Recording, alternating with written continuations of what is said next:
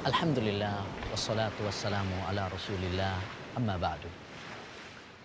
Saudaraku, saudariku yang saya cintai karena Allah subhanahu wa ta'ala. Ibadah, dakwah adalah ibadah yang mulia, yang sangat dianjurkan di dalam agama. Begitu banyak keutamaan-keutamaannya, baik dalam Al-Quran ataupun hadis Nabi Muhammad SAW. Di antaranya, Allah subhanahu wa ta'ala berfirman, "Waman ahsanu qawlan mimman da'a ilallah." Adakah yang lebih baik ucapannya daripada orang yang mengajak kepada jalan Allah subhanahu wa ta'ala.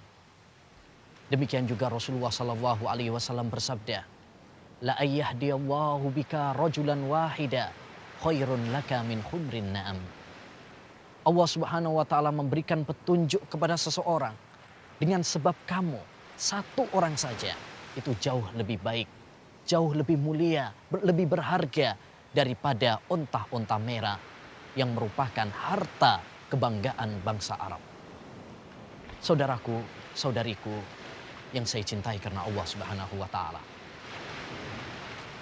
Namun perlu diketahui bahwa dakwah harus dibangun di atas pondasi-pondasi.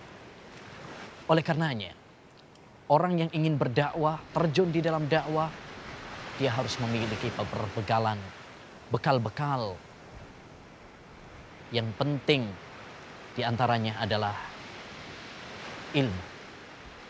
Seorang yang berdakwah harus membekali dirinya dengan ilmu agama dan ilmu tentang cara dan metode berdakwah yang benar sesuai dengan apa yang telah dicontohkan oleh Rasulullah SAW. Allah subhanahu wa ta'ala berfirman, "Kul hadhihi sabili ad'u ila Allah ala basirah." Katakanlah, ini adalah jalanku. Saya berdakwah kepada Allah subhanahu wa ta'ala di atas basirah, di atas ilmu. Imam Al-Bukhari pernah mengatakan, "Bab al-ilmu qabla al-qawli wal amal." Bab ilmu itu sebelum kita bertutur kata dan sebelum kita berbuat. Maka suatu kesalahan jika kita tidak memiliki kapasitas ilmu tentang agama, lalu kita terjun di dalam dakwah. Karena hal itu akan menambah kerusakan. Faqidus syai'i la yu'ti. Karena sesungguhnya orang yang tidak memiliki sesuatu tidak mungkin bisa memberi. Kalau kita tidak memiliki harta, tidak mungkin kita bisa memberi. Demikian juga jika kita tidak memiliki ilmu, maka kita tidak akan bisa memberikan kepada orang lain. Yang kedua, bekal di dalam dakwah adalah amal. Kita mengamalkan apa yang telah kita dakwahkan. Jangan sampai kita mengatakan sesuatu, mengajak orang, tetapi kita sendiri menerjangnya. Jadilah suri tauladan yang baik. Jadilah juru dakwah yang baik sebagai suri tauladan dan figur. Allah subhanahu wa ta'ala berfirman, "Ya ayyuhalladzina amanu lima taquluna ma la taf'alun." Wahai orang-orang yang beriman, kenapa kalian mengatakan apa yang tidak kalian lakukan? Dan Rasulullah SAW bersabda dalam hadisnya, "Masalul alimil ladzi yu'allimun nas al khair wa yansa nafsah, kamasalil misbah yuniru ghairahu wa yuharriku nafsah."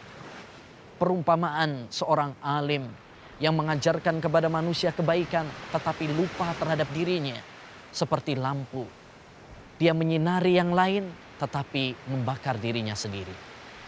Yang ketiga, di antara bekal dakwah adalah memulai yang penting, prioritaskan yang paling penting di dalam dakwah. Dan yang paling penting di dalam dakwah adalah mengajak manusia kepada ibadah hanya kepada Allah Subhanahu wa taala. Mengajak manusia kepada tauhid dan melarang mereka dari dosa syirik. Oleh karenanya pesan Rasulullah SAW kepada sahabat Mu'ad tatkala diutus ke negeri Yaman dalam rangka dakwah, "Innaka sata'ti qauman min ahlil kitab falyakun awwalu ma tad'uuhum ilai syahadata an la ilaha illallah." Wahai Mu'ad, kamu akan mendatangi kaum dari ahlul kitab, maka hendaknya yang pertama kali kamu dakwahkan, ajarkan kepada mereka adalah tauhid. Oleh karenanya, dakwah semua para nabi adalah memprioritaskan tauhid. Tidak ada seorang nabi pun yang memulai dakwahnya dengan politik, ekonomi, sosial, akhlak, semuanya yang pertama kali mereka dakwakan, prioritaskan adalah dakwah tentang tauhid. Yang keempat, di antara bekal di dalam dakwah ilallahi jalla wa'ala adalah sabar. Sabar. Sabar dalam menghadapi rintangan dan tantangan dalam dakwah. Karena setiap orang yang berdakwah pasti akan mendapatkan tantangan. Watawasau bil haq, watawasau bis sabar. Dan mereka saling mewasiatkan dengan kebenaran dan saling menasihati, mewasiatkan dengan kesabaran. Dan Rasulullah SAW bersabda, asaddun nasi bala'an al-anbiya summal amsalu fal amsal. Manusia yang paling berat tantangannya adalah para nabi dan orang-orang yang semisalnya, yaitu orang-orang yang memperjuangkan, meneruskan dakwah Nabi Muhammad SAW. Oleh karenanya, Waraqah bin Naufal pernah mengatakan kepada Nabi Muhammad SAW sebelum diutus sebagai nabi, innahu lam ya'ti rajulun bimisli ma ji'ta bihi illa udi. Tidak ada seorang pun yang mengajarkan seperti yang kamu dakwahkan ini kecuali pasti akan dimusuhi. Yang terakhir, di antara bekal dakwah adalah lemah lembut di dalam berdakwah.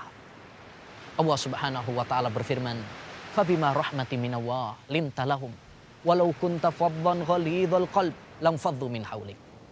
Dengan rahmat Allah Subhanahu wa taala, hendaknya engkau berlemah lembut kepada mereka.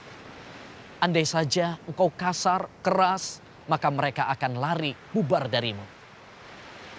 Masyarakat akan mencintai akhlak yang indah, mencintai kelembutan. Rasulullah SAW bersabda, inna rif la yakunu fi syai'in illa zana, wa ma nuzi'a an syai'in illa syana. Sesungguhnya kelembutan tidak ada pada sesuatu kecuali akan menghiasinya. Dan tidak dicabut dari sesuatu kecuali akan memperburuknya. Dan Syekhul Albani rahimahullah pernah mengatakan suatu ucapan yang sangat berharga. Beliau mengatakan, inna da'watana da'watul haq wal haqqu fin nufusi sakil fa kaifa idza adhafta siqalal haqqi ma'a thiqalil uslub. Sesungguhnya dakwah kita ini adalah dakwah yang benar, dan kebenaran itu sangat berat di dalam hati. Maka bagaimana jika kamu tambahkan beratnya kebenaran ini dengan kasarnya cara kamu dalam berdakwah ilallahi jalla wa'ala. Demikianlah beberapa bekal di dalam berdakwah ilallahi jalla wa'ala. Semoga Allah Subhanahu wa taala menjadikan kita semuanya kunci-kunci pintu kebaikan dan penutup pintu-pintu kejelekan.